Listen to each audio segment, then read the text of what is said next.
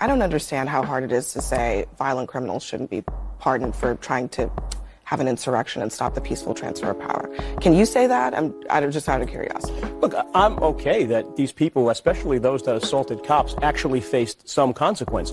But I won't cede an inch of the moral high ground on that issue, specifically law enforcement, to anybody who represents the Democratic Party in general.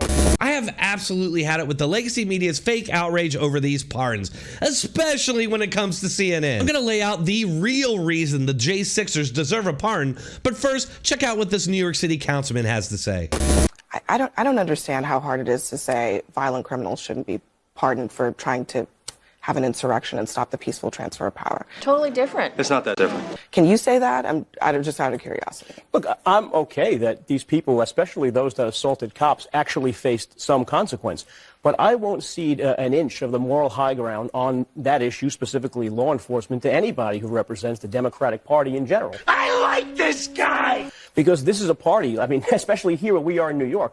You could have saw all summer New York City police officers getting assaulted and beaten. You have Rikers Island where correction officers get stabbed, slashed, beaten every day. And the Democratic Party here in this state and nationwide doesn't say boo. We have a Soros prosecutor who won't prosecute these people. These January 6 guys that assaulted cops, they were in jail for 2 years, 3 years. That's fine with me. If you do the same thing here to a cop in this city, you're lucky you get 3 hours in the slammer. California is the same way. California is the exact same way. So this is, January 6th was not a great day for America. But to your point, it was litigated. Trump ran for office from day one saying he was going to do this. The American public had their chance to weigh in. He got elected, and he did it, and now we're going to have to move forward. Well, that about does her.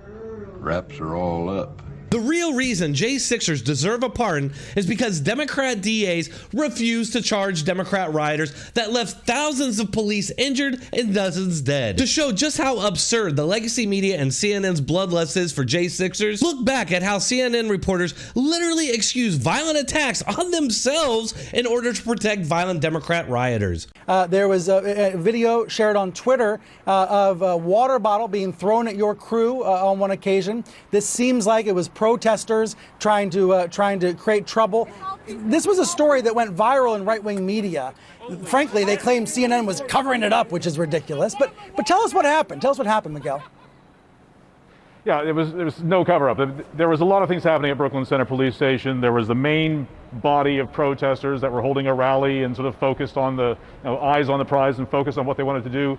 There were a few protesters at the gates to the police station yelling at the police, and then there was the phalanx of law enforcement behind the gates, and we wanted to sort of show all of that in our live shots and tell people what was kind of going on there. We even moved because some protesters didn't want to be on camera, so we moved to accommodate them. Then another smaller group of protesters came around and started sort of shouting us down. They had a loudspeaker, they were trying to shout us down. They wanted us to move to a place where we couldn't see the protesters that were taunting the police. And that's when this water bottle gets thrown at one of our guys. He stumbled back, fell over, tripped over a curb, but it heightened everything at that point. Stop. You lying motherfucker, stop. And that's when this water bottle gets thrown at one of our guys. He stumbled back, fell over, tripped over a curb, but a lot of people are very angry, suspicious of the press, the corporate media, all those things come into it at these places, and it was just one of those situations that it was intense. There were people who were angry at everything and everybody. That was totally different. CNN headquarters itself was violently attacked by rioters who used explosives against police that CNN reporters hilariously called firecrackers. Those Democrat, BLM, Antifa rioters that attacked CNN headquarters also attacked police officers. As far as I can tell, nobody was ever charged for any of that, and CNN quickly moved on. The scant reporting that you can find on this unprecedented attack refers to the rioters as protesters and demonstrators. Another way the legacy Democrat media memory holes left-wing violence. The fact is, MTG was correct when she said that 95% of Democrat rioters either have never had charges brought or they were dropped. Because the rules are different for different people. Who coincidentally immediately stopped rioting when Biden took over. Oh, well, that's convenient. Even in a place like Portland, where Democrat rioters sustained attacks on federal buildings for months on end. Or at the White House in 2020 that left dozens of officers officers and Secret Service injured, yet no charges. All of this is part of memory holing that and redirecting attention to the Democrats' political opponents. Once again, they think they found a way to weasel out of being judged by their own standards,